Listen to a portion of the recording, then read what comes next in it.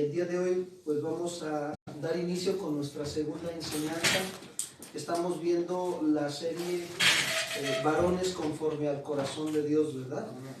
Y la semana pasada vimos el liderazgo en el Antiguo Testamento y esta semana vamos a ver el liderazgo en el Nuevo Testamento. Pero acompáñenme a orar, por favor. Vamos a hacer una oración y a pedirle a Dios que nos ayude en esta mañana. Señor, queremos darle las gracias en esta hora por este tiempo que tú nos permites estar aquí reunidos delante de tu presencia, Señor. Reconocemos la grandeza de tu majestad, de tu santidad, de tu sabiduría, Señor. Y también reconocemos la necesidad, Señor, de ser edificados en el consejo sabio de tu palabra. Háblanos, Señor, en esta mañana y que podamos nosotros recibir esa palabra, Padre, que caiga en buena tierra. Nuestro corazón está dispuesto, como Esdras, Señor, dispuso su corazón para inquirir en tu ley. Así nosotros disponemos nuestro corazón para inquirir en tu ley esta mañana y obedecerla y ser ejemplo también con nuestras vidas a otros. En el nombre de Jesús. Amén. Bien, la enseñanza en el el liderazgo en el Nuevo Testamento, ¿verdad? Entonces, fíjense que en el Nuevo Testamento, ahí en la Biblia, se observan los líderes como representantes de Dios. Así se observa a todos los que son varones en el Nuevo Testamento. Hay varones que son siervos de Dios que están escritos ahí en la Biblia y que la función o el propósito, ¿cuál era? ¿Representar a quién? A Dios. Bueno, quiero decirte algo esta mañana. Dios te ha creado, a ti y a mí nos ha creado con el propósito de que nosotros representemos a Dios aquí en la tierra o reflejemos el carácter de Dios aquí en la tierra, estando en nuestra familia, estando en el trabajo, estando en la sociedad, estando en la congregación. ¿Qué tenemos que nosotros reflejar? ¿El carácter de quién? De esa manera reflejamos a Dios. Entonces, ¿cuántos se recuerdan a Juan el Bautista? ¿Se han escuchado hablar de Juan el Bautista? ¿Jacob, se han escuchado hablar de Juan el Bautista? Vamos al Evangelio de Lucas, por favor. ¿Sí traes tu Biblia, Jacob? Abran su Biblia en el Evangelio de Lucas, capítulo 3, versículo 1 al 3.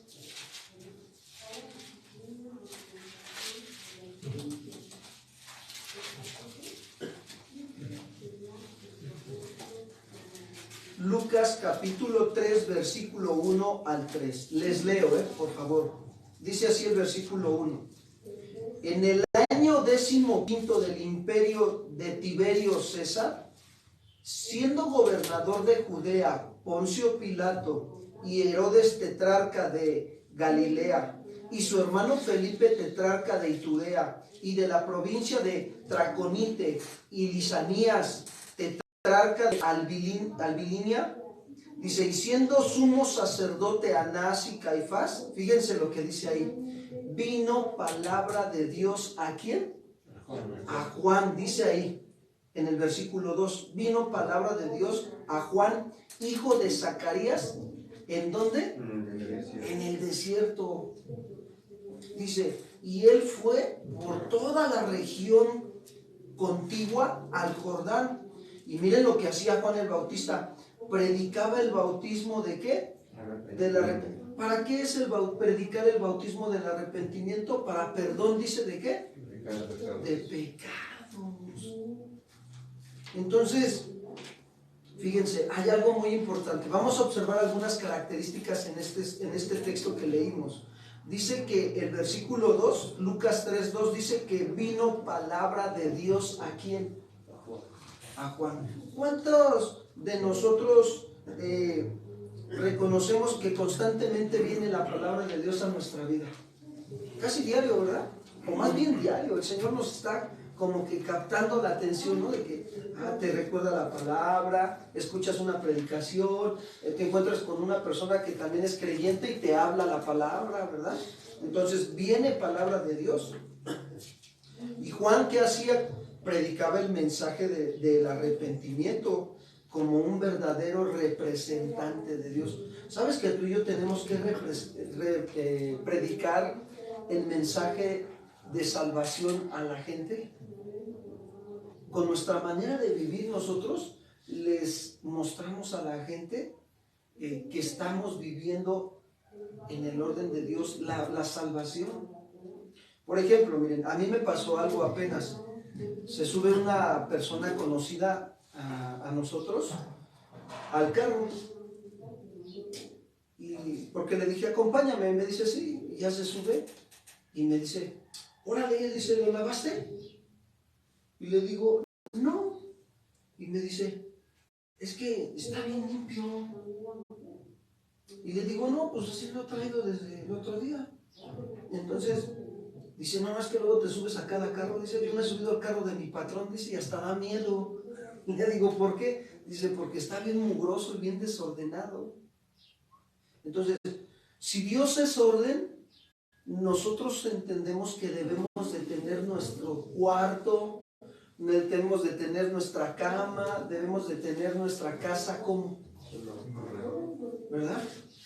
Las áreas de nuestra casa en orden, tus útiles donde los colocas en orden. Si vas a la escuela, asígnales un lugar ahí a las libretas o a los libros, acomódalos. No agarres y llegues y avientes la mochila por ahí, ¿verdad? Y hay todo ahí. No, tiene que estar todo en un orden para que tú en esta tierra representes al Dios de ¿qué? De orden. Entonces, qué importante es para nosotros entender que la palabra, cuando viene a nuestras vidas, nos lleva a vivir en el orden de Dios. ¿Cuántos dicen amén? ¿Verdad? Entonces, ¿qué hacía Juan? Dios usaba la vida de Juan el Bautista para predicarles el arrepentimiento. Si tú dices, bueno, esa persona dice, bueno, él trae su carro en orden. Arrepentimiento significa cambio de dirección. Si ya me di cuenta que estoy teniendo mi carro mugroso, sucio, en desorden, ¿qué tengo que hacer? Tenerlo como limpio, en orden. Cambio de dirección, arrepentimiento. Si ya me di cuenta que el cuarto, que mi trabajo, las áreas donde trabajo o donde estudio están en desorden, ¿qué debo de hacer? Tenerlas como. Y cuando otra persona lo gasta como, y se siente como que hasta, dice el brother este que me decía, hasta da pena ajena, ¿no? Y el otro día que me subo al carro de un pastor, no inventen, ¿no? Es tremendo porque me subo y el carro que daba miedo, hermanos, de verdad. Y yo dije, híjole, la verdad es que dije, me quedé con las ganas de decírselo, que por lo menos tenga su carro en orden si es pastor. Estaba bien sucio y luego me llama el otro día, oye, ¿no quieres que te echemos un rayo? No, pastor, no te preocupes, vamos a hacer otros pendientes, ¿no? Preferimos mejor irnos caminando, mi esposa y yo. Entonces, qué importante es nosotros, nuestra vida, representar a Dios en esta tierra, viviendo como, hermanos, en orden o en desorden. Pero para que venga el orden a tu vida, necesitas que la palabra venga diario a tu vida, para que puedas tener esos cambios de conductas. Entonces, cuando nos llenamos de la palabra de Dios, va a producir orden en nuestra vida. Y de eso vamos a hablar. Nuestras palabras van a ser de edificación. ¿Qué es mejor? ¿Palabras de edificación o palabras de destrucción? ¿Verdad? Es mejor que te digan ánimo, ¿verdad, chava? Ánimo, ¿verdad? Que te digan ánimo o que te digan, no sirves para nada. Te desanimas, ¿yo no? Orden, ánimo. No sirves para nada, desánimo, desorden. ¿Se dan cuenta? Pero ¿por qué sale eso del corazón de las personas? Porque eso hay acá en el corazón. No hay palabras. Si hay palabras de Dios, va a salir orden. Ánimo, que el Señor te bendiga y te fortalezca. Esfuérzate y sé valiente. Dios te va a bendecir. Déjame orar por ti. Pero cuando no hay palabra de Dios, no cambias, sigues igual. Te desanima. Entonces, qué importante es que la palabra de Dios abunde en donde, en nuestro ¿qué? En nuestro corazón. Pablo se lo dijo a la iglesia de Colosas. Vamos a Colosenses, carta de los Colosenses, por favor, en el Nuevo Testamento, capítulo 3, verso 16. Carta a los Colosenses, capítulo 3, verso 16.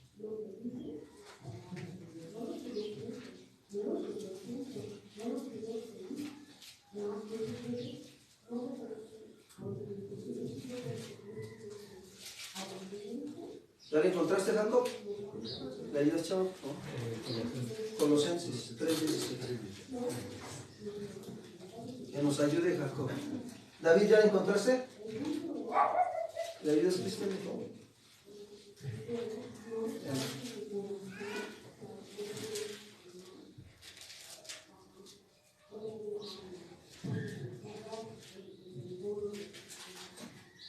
Vamos a aplicar el principio que dice Pablo, ¿no? Los fuertes les ayudan ¿a quién? A los débiles. Y aquí lo vamos a aplicar. Jacob, ¿le puedes dar lectura al versículo 16 y 17, por favor? La palabra de Cristo mora en abundancia en vosotros, enseñándoos y exhortándoos unos a otros en toda sabiduría cantado con gracia en vuestros corazones al Señor con salmos e himnos y cánticos espirituales. Sí, al 17, por favor. Y todo lo que hacéis sea la palabra o de hecho, hacedlo todo en el nombre del Señor Jesús, dando gracia a Dios Padre por medio de él. Fíjense, esta carta la escribió el apóstol Pablo y este mensaje va dirigido a los hermanos de la iglesia de Colosas o a los colosenses, ¿verdad? Y les está diciendo Pablo, oigan, que la palabra de Cristo more en abundancia en ustedes. Morar significa habitar, que la palabra de Cristo habite en ustedes, que se la memoricen, que se la estén recordando todos los días, en la mañana, a mediodía, en la noche y hasta antes de dormir. ¿Cuántos dicen amén? Entonces, eso es que la palabra de Cristo mora en abundancia. ¿Por qué? Porque si mora en abundancia, nos vamos a enseñar los unos a los otros y nos vamos a exhortar. Exhortar también tiene el sentido de animar. Nos vamos a animar los unos a los otros. ¿Cómo? Con toda, ¿qué dice? Sabiduría de lo alto. ¿Cómo es la sabiduría de lo alto?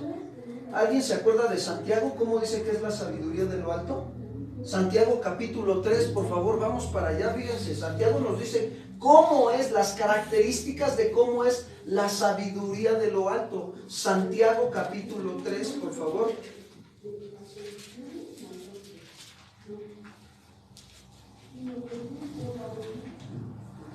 Dice el versículo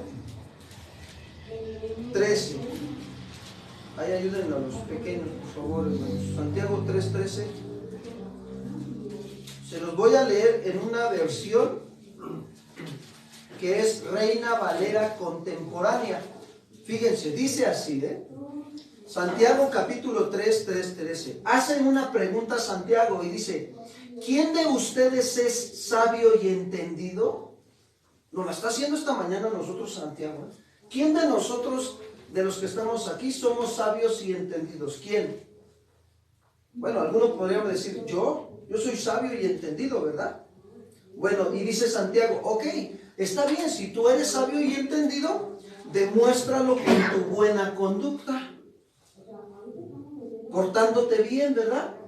No mintiendo, obedeciendo a las autoridades, obedeciendo a las autoridades espirituales, obedeciendo a las autoridades terrenales, los hijos obedeciendo a los padres.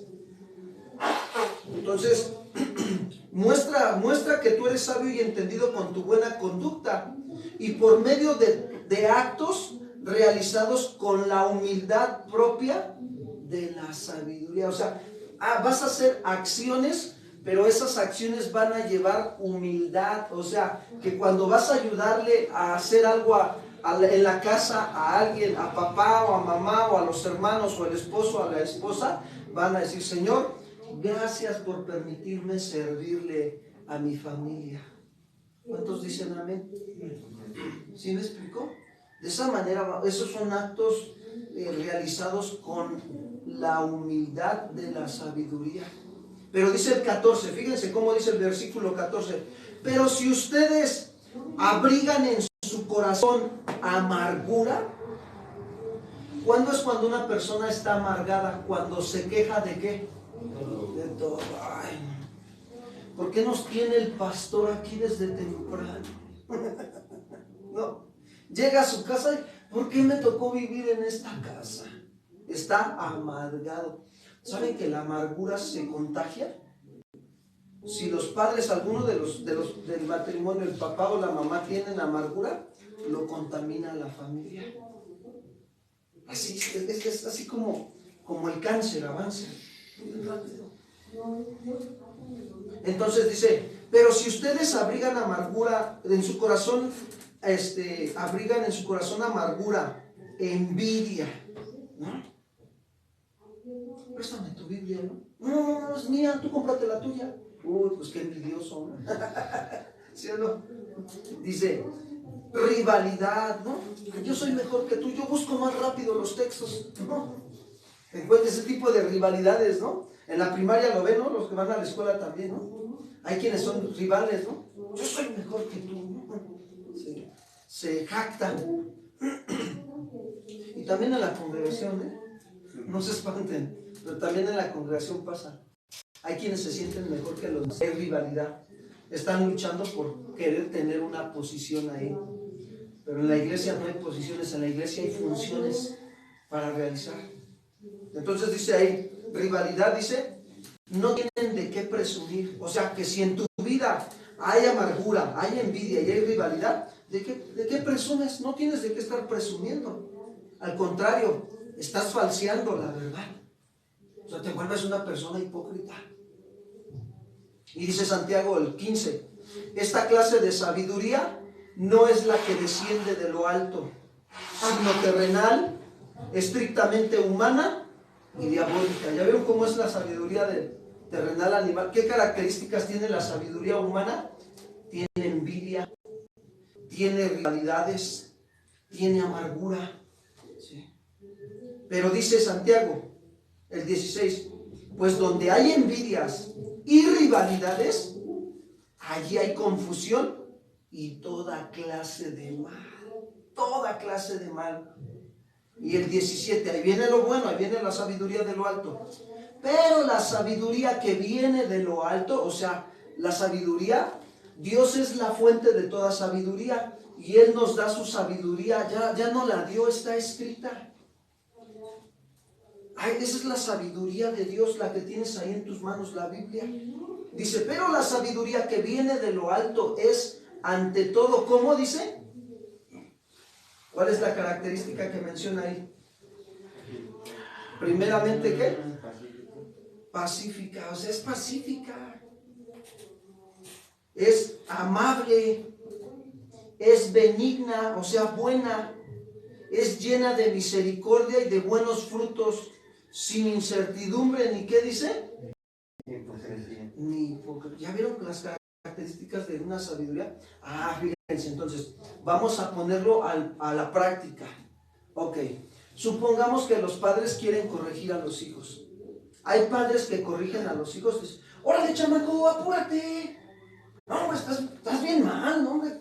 En vez de que vayas mejorando, vas empeorando. Estás muy torpe. Piensan que ya lo están corrigiendo bien. ¿Qué sabiduría está utilizando el padre ahí? ¿De lo alto o terrenal? Pero más sin en cambio, cuando el padre le dice, oye hijo, ven, ayúdame, mira, te voy a enseñar a hacer las cosas, ¿me ayudas? Lo invita. Y dice, mira, esto se acomoda aquí así, en orden, esto acá así, y entonces se va a ver mejor, ¿sí o no? ¿A qué sabiduría está utilizando el papá? Porque dice que es pacífica, ¿sí o no? Está tranquila la actitud del padre o de la madre. Entonces, ese tipo de sabiduría, eso hace la palabra de Dios cuando viene a nosotros. Produce en nosotros que actuemos pacíficamente, que seamos transparentes, puros, amables. Eso produce la sabiduría de Dios. ¿Cuántos dicen amén? Regreso entonces al liderazgo de Juan el Bautista, ¿verdad? Estamos viendo que Juan el Bautista se llenaba, venía palabra de Dios, y esa palabra de Dios producía en su vida cambios para que él representara a Dios en esta tierra y su vida fuera usada por Dios para llevar a otros al arrepentimiento, a cambios de dirección en sus vidas. Y eso es lo que Dios quiere hacer con nosotros los que estamos aquí como varones. Quiere que recibamos la palabra de Dios, que abunde la palabra de Dios en nuestras vidas, para que cuando nosotros nos enseñemos y nos exhortemos unos a otros, lo hagamos con toda sabiduría. ¿Cuántos dicen amén? Eso va a ser la palabra de Dios. Nos va a ayudar, nos va a cambiar. ¿Cuántos quieren ser cambiados en sus vidas? Sí. Hay áreas en nuestra vida que necesitan ser cambiadas. Entonces, la predicación de Juan el Bautista era el cumplimiento de una profecía que se dio muchos años. Cuando Juan el Bautista acá nació, se estaba cumpliendo lo que se había profetizado en Isaías 43, por favor. Ahora sí vamos al libro de Isaías en el Antiguo Testamento. Isaías capítulo 40, verso 3.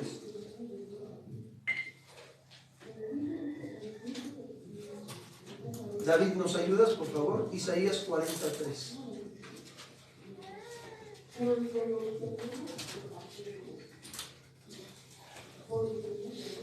¿Cómo dice? Vos declamaste en el desierto, preparad camino a Jehová, enderezad calzada en la soledad a nuestro Dios. Todo valle sea alcanzado y bajase todo monte y collado. Hasta ahí, ¿no? Sí. Es nada más el verso 3, por favor. Dice así, miren, fíjense. Esta profecía dice, voz que clama en el desierto, preparar camino a Jehová, enderezar calzada en la soledad a nuestro ¿quién? A nuestro Dios. Miren, ¿qué hace? Isaías está siendo usado por Dios para profetizar de Juan el Bautista. Juan el Bautista vino a estar en el desierto y ahí clamaba. Voz que clama ¿en dónde? Fíjense, clamaba. ¿Cómo que clamaba en el desierto? Preparen el camino para que Dios venga a sus vidas. ¿Cómo se prepara el camino para que Dios habite en el corazón de las personas? Con el arrepentimiento. Reconociendo delante de Dios, Señor, estoy mal, necesito tu ayuda, cámbiame. Así se prepara el camino para que Dios venga a habitar a tu vida. Pero si tú dices, no, yo estoy bien, no pasa nada, y me la llevo y voy a hacer esto y esto y lo otro, y de aquí a unos años voy a crecer y la voy a hacer en grande, como dicen los chavos, ¿no? Ahí no se está preparando para nada el camino para que venga Dios a habitar a tu corazón. Preparar el camino a Dios, dice, enderezar calzada. Pues sí, ¿cómo llevamos la vida sin Cristo? Toda chueca, ¿no? Hacemos lo que queremos, lo que pensamos y lo que sentimos, y cuando vemos las cosas no nos salen bien y nos desquitamos con los más cercanos. Entonces, ¿qué necesitamos nosotros? Entender bien, enderezar calzada en la soledad a nuestro Dios. Y eso vino a hacer Juan el Bautista, a clamar. Por eso les decía, arrepentíos, porque el reino de los cielos se ha, ¿qué dice? Se ha acercado. Ahora, después de que viene primero Juan el Bautista y es precursor de Cristo. ¿Qué quiere decir precursor? Antes de Cristo o antecesor. ¿Qué hace Juan el Bautista? Prepara el camino con el arrepentimiento para que después venga Cristo a habitar en los corazones de las personas. Entonces, fíjense, aquí hay un orden. Dios es un Dios de orden. Hasta para poder venir a habitar al corazón de las personas, necesita primero que el corazón de cada uno de nosotros esté como arrepentido. El verdadero arrepentimiento lleva tres cosas, anótenle bien. El verdadero arrepentimiento lleva tres cosas. Convicción de pecado, eso produce el verdadero arrepentimiento. Te convence de que estás viviendo en pecado, con la palabra de Dios, de que estás mal. Convicción de pecado, contrición de pecado, te duele, te contristas, o sea, ¿cómo te sientes cuando pecas contra Dios? ¿Verdad que te sientes que dices, no, o sea, ¿qué hice? Señor, perdóname, ¿no? Y te quebrantas y lloras delante de Dios, porque te duele que estás pecando contra ¿quién? Contra Dios. Contrición de pecado, te contrista, el pecado te contrista. Y tercer punto, confesión de pecado, te lleva a confesar el pecado. Ese es un verdadero arrepentimiento.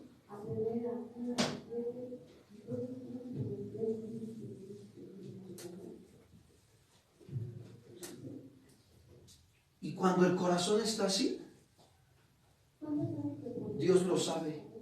Dios sabe cuando un corazón verdaderamente está así. Está convencido de su pecado, está contrito por su pecado y está confesando su pecado. Entonces ahí es donde ya es el momento donde Dios viene a habitar al corazón de ¿quién? De esa persona. No es porque haga una oración mágica, recibe a Jesús en tu corazón. No, discúlpenme, pero no es así. Porque a mí me pasó, ¿no? Yo en algún momento fui, cuando creí, y fui y les dije a mi familia que hicieran la oración de recibir a Jesús en su corazón. ¿Y qué creen que pasó? Nada, porque no estaban ellos siendo convencidos de su condición, cómo viven delante de Dios. Lo único que nos redarguye de pecado es el Espíritu Santo y la palabra. Cuando tú le das la palabra a una persona, Dios la va a confrontar. ¿Se acuerdan del joven rico? ¿Cómo Jesús confrontó al joven rico? Se acerca el joven rico a Jesús, ¿no? Y le dice el joven rico, maestro, ¿qué haré para heredar la vida eterna? ¿Qué haré? ¿No? Pero le dice maestro bueno. Ahí le menciona en Lucas, dice, maestro bueno, ¿qué haré para heredar la vida eterna? Y le dice Jesús, ¿por qué me llamas bueno si ninguno hay? ¿Qué dice? Ninguno hay bueno. Bueno solamente, ¿quién dice? Dios. Bueno solamente es Dios. Y entonces que agarra y le dice Jesús, los mandamientos sabes. Y le dice, no matarás, no robarás, no adulterarás. Y le dice mandamientos que van de acuerdo a su responsabilidad con su prójimo. Y entonces, ¿qué hace el joven rico? Le responde a Jesús. Fíjense, miren cómo se sentía este joven. Bueno, porque le dice, todos los mandamientos los he cumplido desde mi juventud. ¿Sabes qué estaba haciendo Jesús ahí? Lo estaba confrontando con la condición de ¿qué? ¿Sabes qué había en el corazón de él? Codicia, porque lo probó. Le dijo, una cosa te hace falta, entonces vende todo lo que tienes y repártelo a los pobres. ¿Y qué creen que hizo el joven rico? Se echó a correr.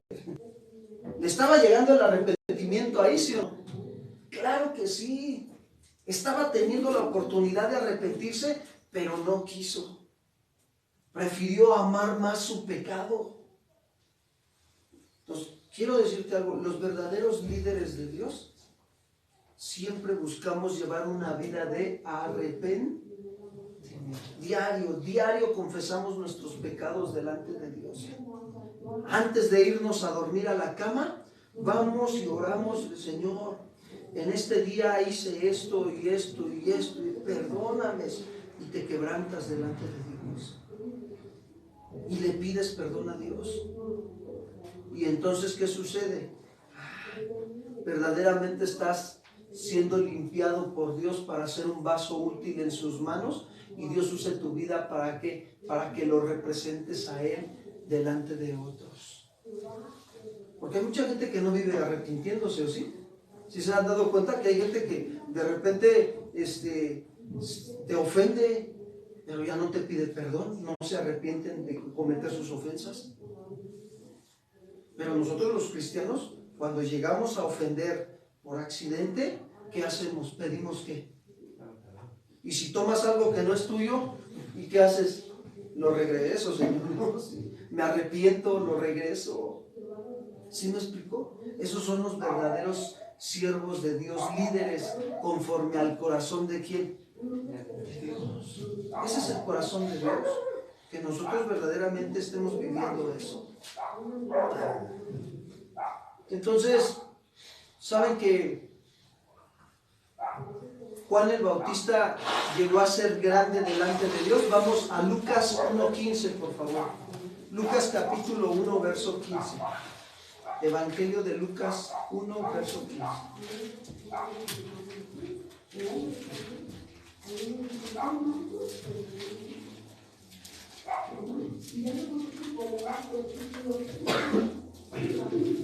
Fíjense cómo describe el doctor Lucas a Juan el Bautista. ¿Quién nos ayuda? Daniel, ¿nos ayudas por favor con el verso 15? Porque será grande delante de Dios y no beberá vino ni sidra, y será lleno del Espíritu Santo, aún desde el seno de su madre. Fíjense, aquí dice claramente el doctor Lucas escribió este evangelio de Lucas. Dice, está hablando de Juan el Bautista. ¿Cómo será Juan el Bautista? Grande delante de ¿quién? De Dios. Mira, un hombre grande delante de Dios es aquel que recibe la palabra de Dios, la atesora en su mente y en su corazón, la obedece, y ese hombre lleva una vida de humillación todos los días delante de la presencia de Dios. Ese es un hombre grande delante de ¿quién? De Dios. Y dice, no beberá vino ni sidra, y será lleno de ¿qué dice? Del Espíritu Santo desde el vientre de su... Fíjate la soberanía de Dios. O sea, todavía no nacía y ya era ese niño ya era lleno de ¿qué? A ver, una pregunta. Entonces, ¿puede un niño ser lleno del Espíritu Santo? Sí, no se pase, sí. ¿Ven por qué les predicamos a los niños allá en iglesia infantil la palabra de Dios también? Para que en su tiempo ellos también le den una respuesta a ¿quién? Y sean llenos del Espíritu Santo. Esos son los grandes hombres delante de ¿quién? De Dios. Cuando te llenas del Espíritu Santo. ¿Por qué te voy a decir por qué son hombres grandes delante de Dios? Porque cuando un hombre está lleno del Espíritu Santo, se vuelve un servidor de todos. Está para servir a todos. Y después de que viene Juan el Bautista, después viene Jesús, ¿verdad? Dice que Jesús también anunciaba el arrepentimiento, ¿verdad? Arrepentíos porque el reino de los cielos se ha, ¿qué dice? Acercado.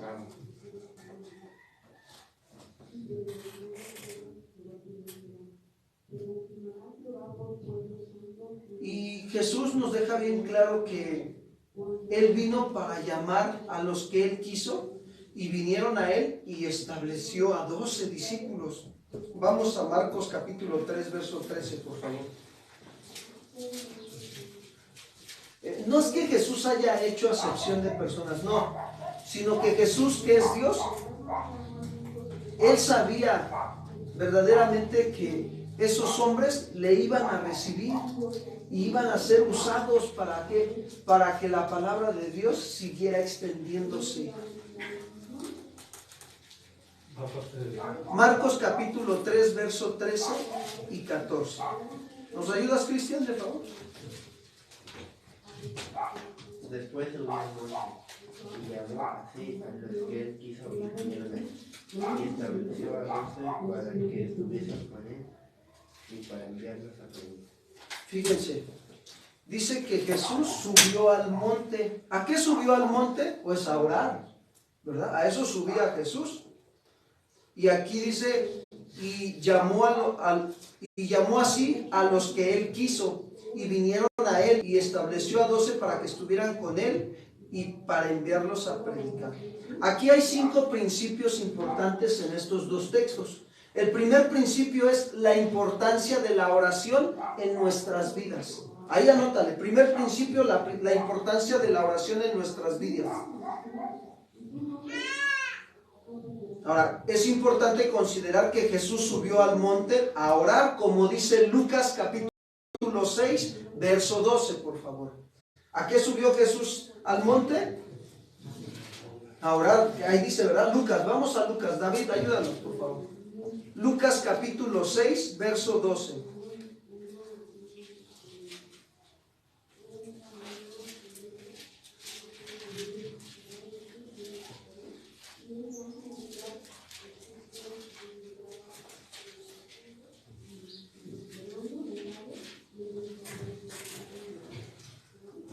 En aquellos días él fue al monte a orar y pasó la noche orando a Dios.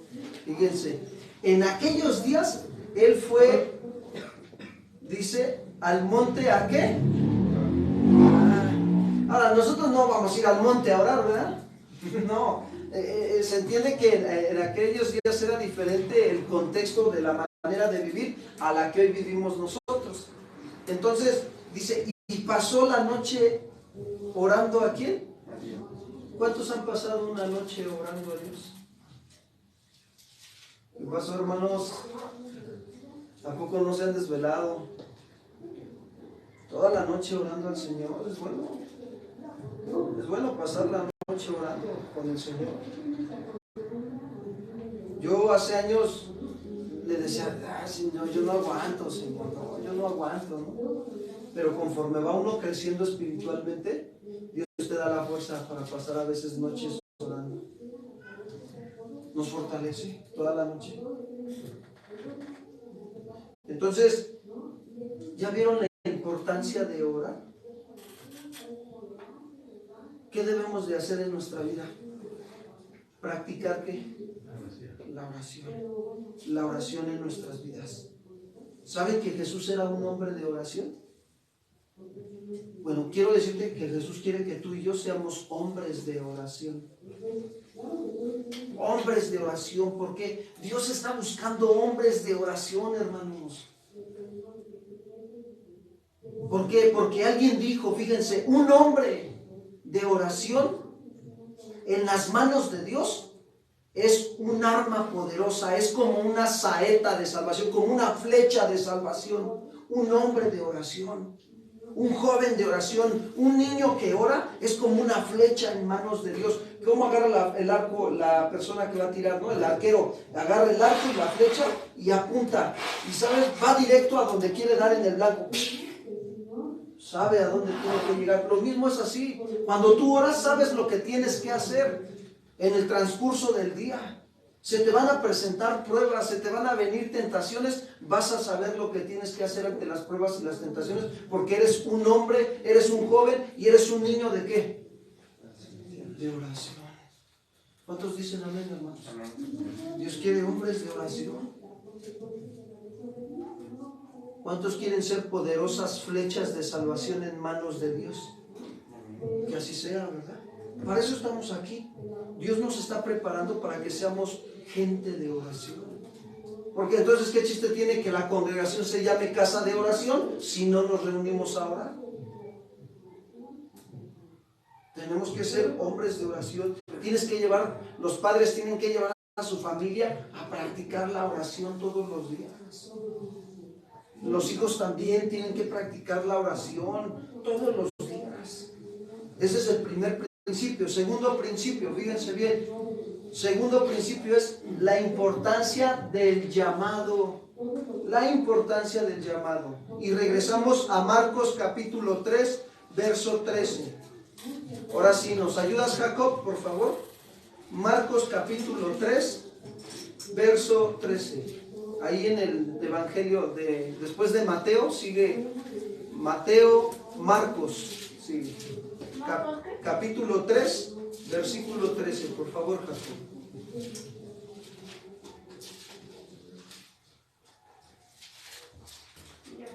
Sí, te escuchamos, Jacob. Después subió al monte y llamó así a los que él quiso y vinieron a él. Fíjense, después de subir al monte a orar, dice, subió al monte y ¿qué hizo? Y llamó, la importancia del llamado. ¿Ya se dieron cuenta? La importancia del llamado a nuestras vidas. Entonces, fíjense, ¿qué nos enseña esto? El llamado viene de parte de quién. ¿Cómo te das cuenta que Dios te está llamando? Fíjate, cuando tú dices, ay, quiero ir a la congregación, no sé, pero tienes ganas de ir a la congregación, pues Dios te está poniendo acá en el corazón, te está llamando que vayas ¿a dónde? Y luego llegas a la congregación y dices, ay, quiero servir, quiero ayudar en algo, ¿qué crees que está haciendo Dios? ¿Te está qué? Llamando, te está llamando el Señor, la importancia del llamado.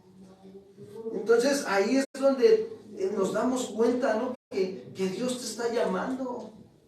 El llamado viene de parte de quién. No, a veces estamos nosotros como pastores predicando y de repente tú sientes que Dios te está llamando a hacer algo, ¿no? Ay, quiero servir aquí, quiero servir en aquella área, o en esta área de la iglesia, o quiero servir con los jóvenes, Dios te está llamando. Es el llamado de Dios. Ahora, tercer principio, fíjense bien, la importancia de la respuesta al llamado. La importancia de dar respuesta al llamado.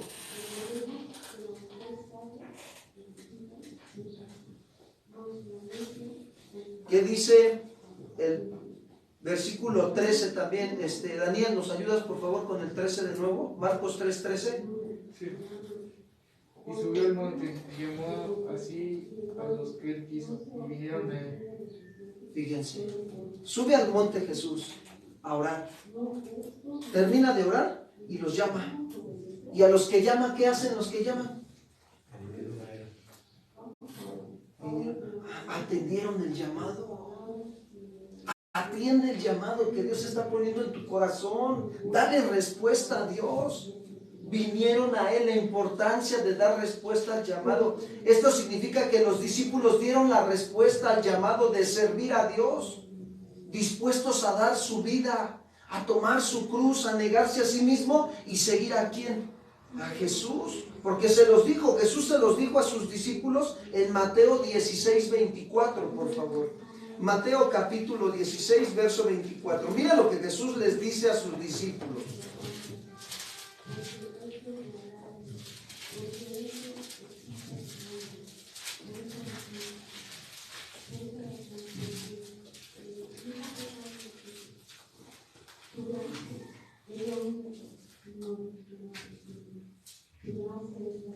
¿Quién nos ayuda con este texto? Entonces Jesús dijo a sus discípulos: si alguno quiere venir en pos de mí, niéguese a sí mismo y tome su cruz y sígame. ¿Cuántos quieren venir en pos de Jesús? Amén. Toma tu cruz, niégate y sígueme. O sea, organiza, planea bien tus actividades y dedica un tiempo para servir a Dios. ¿Cuántos dicen amén?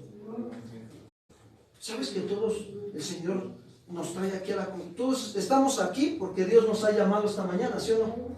No venimos por puro gusto, por hobby, ¿no? No, venimos porque Dios nos está llamando, pone en nuestro corazón carga de venir a conocerlo a Él, de estar con Él. Y aquí es donde nos hace el llamado. Mira, te llamé porque estoy poniendo en tu corazón que sirvas en esta área de la iglesia. Atiende el llamado, da respuesta, niégate a ti mismo y da la respuesta a ese llamado. Pero hay unos que no, así estoy bien, ¿para qué? No, me la paso aquí en la silla, ¿no? Ya les dije cómo es el ministerio de la silla, como el del sacerdote Elí. Estaba viejo, gordo y en la silla, y cuando se entera que sus hijos murieron, ¿qué le pasó a Elí? Se fue para atrás y se desnucó. ¿Cuántos quieren ese ministerio de la silla? Nadie, ¿verdad? Nadie quiere acabar así. Entonces, ¿ya se dieron cuenta de estos tres llamados? La importancia del llamado a la oración, la importancia de el otro que dice, del llamamiento que Jesús hace a tu vida y la importancia de dar ¿qué? Respuesta. Hasta ahí le vamos a dejar y la próxima semana continuamos con los otros dos llamados. Oremos, por favor. Si gustan ponerse de pie, vamos a orar para darle gracias a Dios por lo que hoy nos enseñó.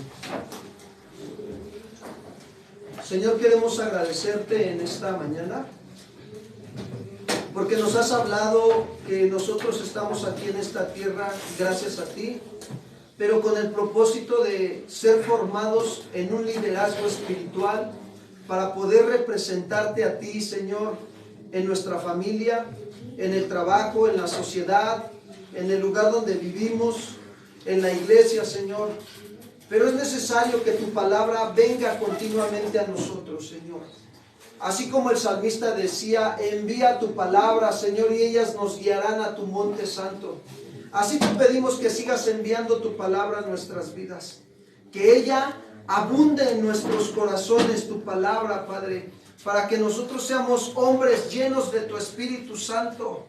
Y, Señor, nosotros te agrademos en todo lo que hagamos, Señor, y que todo lo que hagamos, sea de palabra o de hecho, lo hagamos con humildad, siempre dando gracias a ti, Señor, porque nos permites servir hombres, Señor, que se llenan del Espíritu Santo. Son hombres que sirven, jóvenes que sirven, niños que sirven también, Señor, porque eso es lo que tú estás buscando, Señor. Hombres que se llenen de tu presencia, que pasen tiempos orando, buscando tu presencia. Señor, ¿qué es lo que tú quieres que hagamos? Señor, ayúdanos en esta situación. Señor, aquí estamos. Haz de nosotros tu voluntad. La importancia de orar en nuestras vidas debe de ser, Señor, primordial. La importancia del llamado. Algunos ya nos estás llamando, Señor, y ayúdanos a dar la respuesta, a decirte, Señor, heme aquí, envíame a mí. Gracias, Señor, gracias por esta enseñanza que nos has dado y ayúdanos a ponerla por obra. En el nombre de Cristo Jesús. Amén. ¿Cuántos le pueden dar un aplauso al Señor? Pues nos despedimos de los que están ahí en Facebook. Que el Señor les bendiga. Y primeramente Dios, nos vemos el próximo servicio de varones. Hay un favorzote, se me estaba pasando.